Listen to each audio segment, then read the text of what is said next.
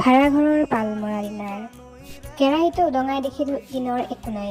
ইফালে সিফালে চালোঁ, দিনৰ ভাত কেইটামান পালোঁ। পিছে খাবলৈও নহয়, থ'বলৈও নহয়। সেই চাউল কেইটামান আকৌ বহাই দিলোঁ।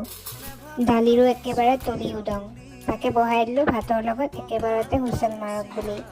এইবোৰ ভাড়াঘৰৰ সহজ পদ্ধতি। হুইচেলটো দিয়ালৈকে কাঁহীকেইখনকে ধুই লওঁ।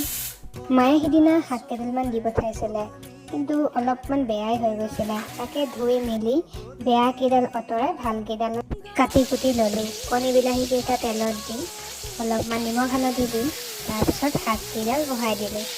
শাকত মধুসোলেং, মচন্দৰী, কচু আৰু বহুত কিবা কিবি আছে। শাককেইডাল হাঁহি কিমান গ'ল, পটকৈ হ'লেই। দালিখিনি যে কুকাৰৰ লগত দিছিলোঁ, তেল মাৰিয়ে ল'লোঁ। পিছে তেল মৰাটোহে মোৰ আজি ভাল নহ'ল। যি কি নহওক, ভাতকেইটা বাঢ়ি ল'লোঁ, তিয়ঁহ অলপ কাটি ল'লোঁ। কাঁহীখনো সেই সাতাম পুৰুষীয়া ষ্টীলৰ কাঁহী। আৰু এনেকৈয়ে মোৰ ডিনাৰ সম্পূৰ্ণ।